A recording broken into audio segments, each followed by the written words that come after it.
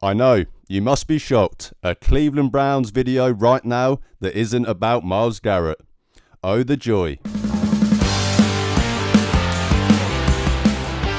Hey guys, welcome back to my channel. Hope everybody had a great week. Looking forward to the weekend. Not just any weekend, but Super Bowl weekend at that. Final game of the 2024 NFL season. Once it's over, we will, fully kickstart the drive into the draft, free agency, all of that good stuff in the off season. But before we do that, and before I have my guests on this weekend to talk about the draft, etc., I just wanted to do a quick video, kind of just giving a broad perspective of the Cleveland Browns' positional needs as they head into this off season. Now, I'm not going to go into too much detail about, traits, archetypes, different styles of players within the positions. I'll do more kind of player profiles, specific players, videos further down the line. But for now, I just wanted to give a quick general kind of just overview of where I think the Browns' positional needs are currently at, and kind of, where I think they'll go with those needs. So I'm going to do it offense and defense purely because even if I did include both of them together in this ranking, it would probably still be offense would lead all of the top needs anyway. But because of that, I'm going to do it just as offense and defense. So for offense, number one need, it's the obvious one. We all know what it is. It's quarterback. The Cleveland Browns have been searching for a quarterback longer than I've been alive. You need a quarterback in the NFL. It's as simple as that.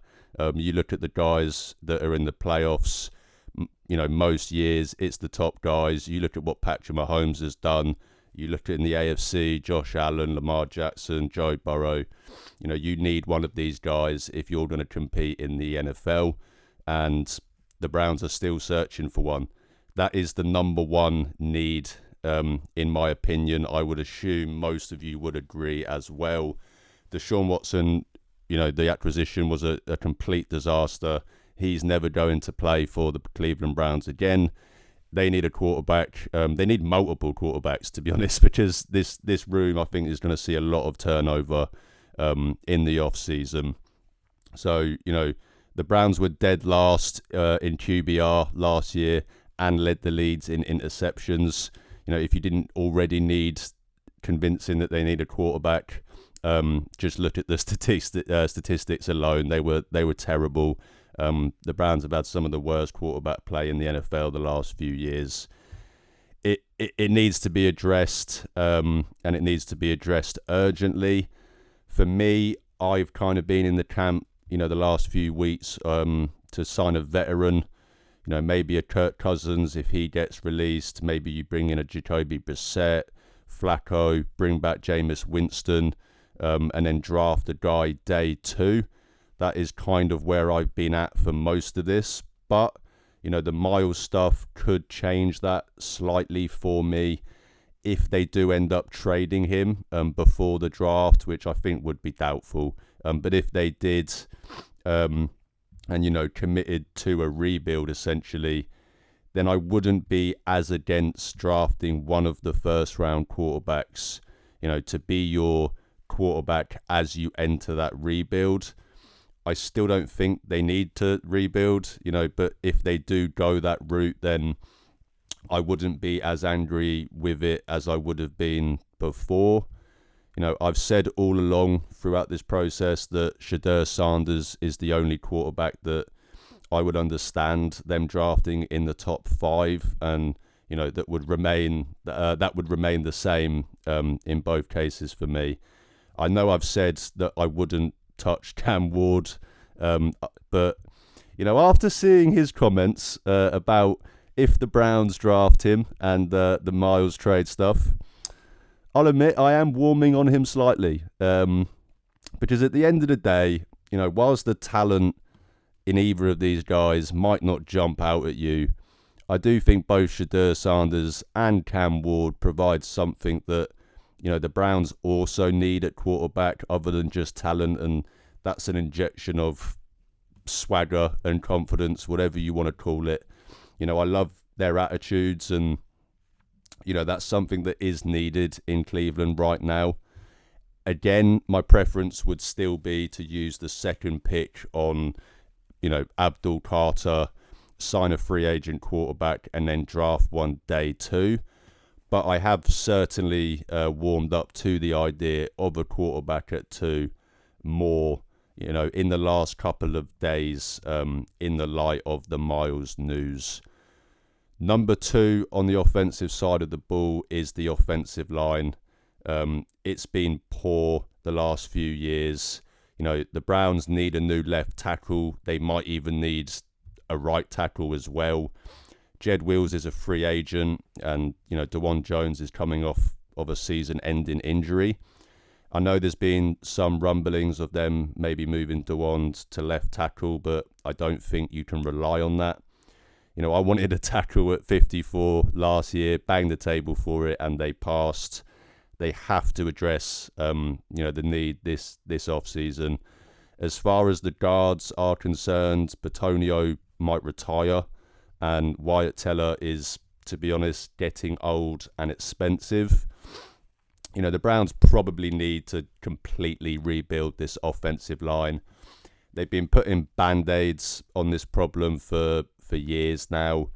You know, I always joke that 2020 Browns offensive line was so good that years down the line it had, you know, people involved in the NFL and commentators in the games talking about how good this unit was, when me as a Browns fan am sat there going, what are you talking about? We've got 4 backups in and one of the worst offensive lines in the NFL.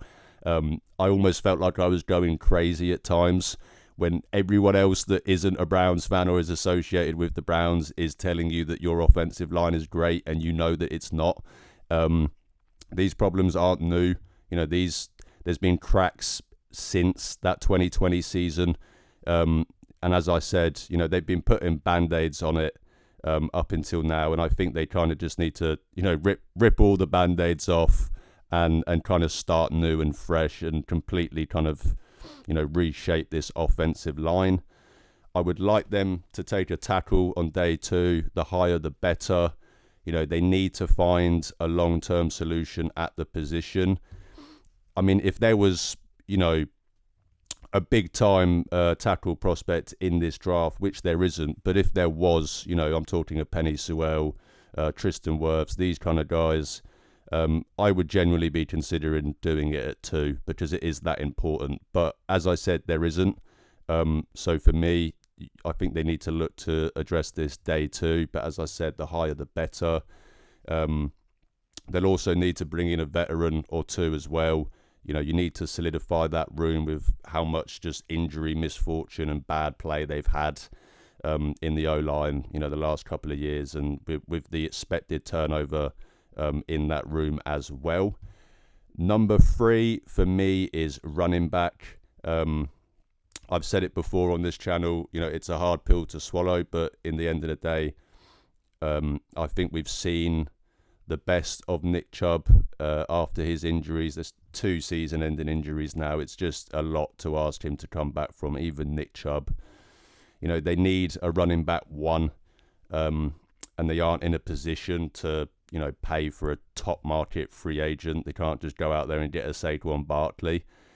So they need to draft the guy that they believe can be their starting running back, you know, pretty urgently, and at least in the near future. This is where a trade back scenario from 2 would be so beneficial for the Browns. If they could pick up, you know, an extra second round pick to use on a running back as well as another position of need, that would be massive for them. If Keldon Johnson makes it out the first round, I think I'm going to just draft him at 33 regardless. He's my favourite running back prospect in the draft outside of Ashton Jinchi. Just a great combination of size, speed, power, contact balance. He has really good vision, really good patience, and in my opinion, he's just the perfect fit with Stefanski's zone blocking scheme in the run game. hopefully the obsession with his perceived lack of, receiving ability out of the backfield means that he drops to the second round. Because, running the ball is cool again in the NFL, and those concerns shouldn't matter as much. And even then, I think they're slightly overblown anyway. If he doesn't make it out the first round, which could easily be a possibility, I do think he is that good. I'd still look to go running back day 2. This is a great running back class with a lot of depth, so the Browns have to take advantage of it. Maybe even bring one of the Ohio State boys back home. Who knows? I think I'd re-sign Nick Chubb and keep Jerome Ford. And then, as I said, add a guy in the draft that can hopefully be the number 1 back in that room. The Browns need to reinvest in this run game. If they are to go back to their previous philosophy or some version of that, the more West Coast scheme under Stefanski, they need a more than sufficient running game. They will not be able to get by with what they've been trotting out there the last 2 years. We've seen how good a run game can be under Kevin Stefanski. So, let's invest in it. Let's give him a high-level prospect, a running back prospect in this draft, to try and get this running game back to where it was. I think it's a massive, massive need. I've had a few arguments with some people about this. I seem to think this is a higher need than some others do. I think the only reason I don't put running back ahead of the offensive line is just purely the pass blocking aspect that, incorporates with the offensive line as well. But it goes all together. It's the run game as a whole, and that, of course, includes the running backs and offensive line as well. Number 4, I've gone for wide receiver. Thankfully, they have their wide receiver 1 in Jerry Jeudy. But after that, there's not much NFL experience in that room. Cedric Tillman has only caught 50 passes in his career so far, and no other wide receiver on the roster currently for next year has more than 12 career receptions. So, it is a need. I don't think it's because you've got the top guy at the position, it's never going to be as, glaringly obvious of a need. But I would look to bring in some experience. I wouldn't be against re-signing Elijah Moore at the right price. I also think they should probably draft a guy, regardless whether or not they bring anyone in free agency anyway. They need some pass catchers, especially at wide receiver. You're not going to get by with just a bunch of young guys and inexperienced guys. You need some more experience in that room to pair with Jerry Jeudy. But as I said, Jerry Jeudy's 2024 season was that encouraging, that good, in my opinion, that I'm pretty confident in him as the team's future wide receiver 1. So it's kind of how you build the rest of the room about that, around that, and provide different skill sets to help him out, and obviously help whoever you have at quarterback out. 5, I've gone with tight end as kind of the least biggest need on offense. They need to bring in guys, don't get me wrong, that's of course not what I'm saying, but just in terms of, they've still got David, but they are going to be going back to, as I said, a similar style of offense as before. We all know how much Kevin loved running multiple tight end sets, so as I said, this is more so they just need to bring in some guys purely just to be bodies. I'd look to bring in a more blocking tight end and another pass catching tight end as well. Gonna have to be multiple guys that they bring in. Harold Fanning would be the dream, but I doubt it will happen. So probably look to draft a guy day 3 or late day 2, and bring someone in, in free agency. Maybe they even bring Jordan Akins back. Who knows? I think he can fill that role as the pass catcher more than sufficiently. So that's how I do it on offense.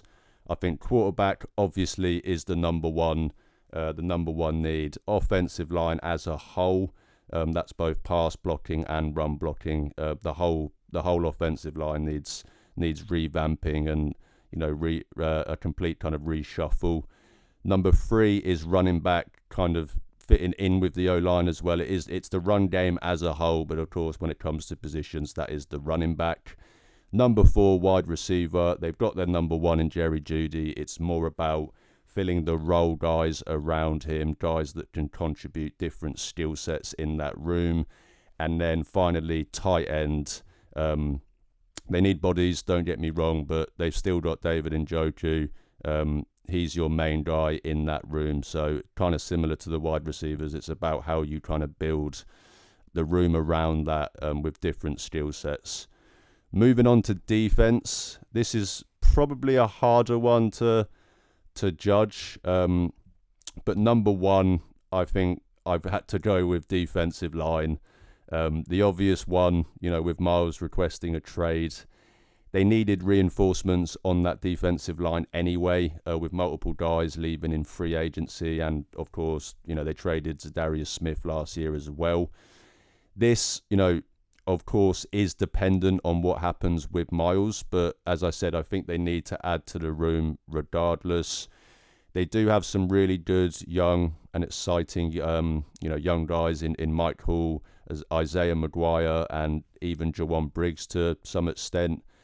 Really good complementary pieces.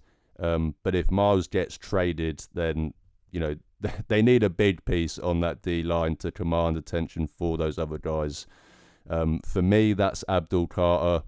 I wanted him at 2 before Miles demanded a trade, and now it's just even more obvious. Go get Abdul Carter, sign a couple of veterans in free agency, and maybe even double up on defensive line in the draft. It is, fortunately for the Browns, a pretty deep defensive line class as a whole. You can never have enough good defensive linemen, in my opinion. The Browns' defensive line could look very different next year regardless, but I think with it was a need anyway, and now with the Miles news, the Miles trade request, I think that's why I've got to put it at number 1. Number 2, this is crazy for me because if any of you know me, I've kind of hated on the linebacker position the last few years. I say the last few years, pretty much my whole time as an NFL fan. But it's a position. It's not the sexiest position. I will admit I have overlooked it a bit. But I'm going to put it at number 2 on the list. But unlike with the D line where it was somewhat dependent on Miles, this one is of course entirely dependent on JOK. We don't know anything regarding his injury or whether he'll even play football again. If he does return and is fully healthy, then this would certainly drop in importance. But if he's unable to play, then you have a massive hole in that linebacker room that you need to fill. Mahmoud Diabate has really impressed me, and Jordan Hicks was solid last year. But if JOK isn't able to play football, then they need a starting linebacker. It's as simple as that. If that's the case, I'd probably draft one and sign one in free agency, double dip on it. If JOK does return to football, then again, of course, the importance drops. But I'd still probably draft the guy anyway. The Browns have 11 picks this year. Plenty of darts to throw at the board at multiple positions. 3 for me, I've gone with safety. I don't expect Juan Thornhill to be back next year, so the Browns will need a new starting safety.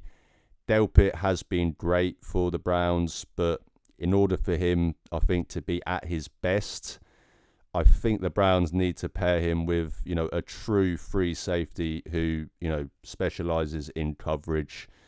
They've tried multiple times to bring in free agents to kind of fill that role.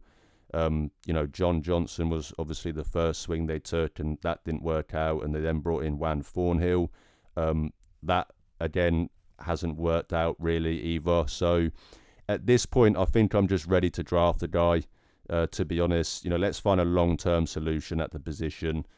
They'll, of course, have to bring in a guy or two in free agency just to put bodies in that room, with Rodney McLeod obviously also retiring as well. But yeah, I think I'm ready to stop trying to fix the free safety role with one of these free agents, and let's just draft a guy and see if that works out instead. Finally, on defense, I've gone with cornerback. They have Denzel Ward, Martin Emerson, and Greg Newsome. I don't think I really need to say much more than that. Yes, Emerson had a down year last year, and arguably so did Newsome. There's no denying that at all. This cornerback room outside of Denzel Ward certainly regressed last year. But we've seen what this trio can do when healthy and at their best, which is pretty good. 2023 was arguably some of the best cornerback play I've seen in terms of multiple guys within the same room. They were so good that year. So we have seen it. It's just kind of getting back to that. Of course, I'm not saying don't add to the room at all. Same with defensive linemen. You can never have enough good corners. And of course, Andrew Berry will follow tradition by drafting one. But you're more looking, at adding depth, and maybe you get lucky and, you get a guy that you can develop into a potential long-term starter in the future, when paying Emerson or paying Newsome might get a bit too expensive for you. I think finding that in the draft is probably the best scenario. This could, of course, all change if they trade Denzel Ward, after his comments about maybe considering wanting out if Miles leaves. But I don't think they trade him, if I'm honest. I think we're going to be going, into this next season with these three corners. So that is why, for me, it's the least biggest need on the least biggest. Is that even a word? It's the least big. I say word, phrase. It's the least biggest need on defense for me. So defensive line number 1, linebacker number 2, safety number 3, cornerback number 4. As I said at the start, this is quite. I'm basically reading you the Madden position descriptions here. Of course, there's so many other subcategories that go into these positions. So I will, kind of dive a little bit deeper into these positional needs, the kind of traits they need, the archetype they need, etc., etc. Actual examples of players. But as I said, for now, just wanted to kind of give a broad overview of where I'm at in regards to what I think the Browns' biggest positional needs are heading into the off-season, as we head into free agency, as we head into the draft, and before I kind of roll out all of my free agency and draft content as a whole. Just give you a bit of context of where I'm at, what I'm thinking, what positions that I think are the most important that the Browns need to target. So that would do it for me today, guys. If you do enjoy my content, then please drop this video a like, hit the subscribe button. It's free, but it really helps out my channel. I also respond to all my comments, so if you have anything you want to ask me, or you just want to say hi, drop a comment and I'm sure I'll respond. You can also check the links in the description to see where you can follow and interact with me on social media. I'm trying to build a community of Cleveland Browns fans, and as I always say, even if I only get to talk to one fan a day, I'm happy, because I'm talking Browns football with the best fan base in the world. Thanks again for watching, guys. Have an amazing Friday. Have an amazing weekend. But most importantly, go Browns.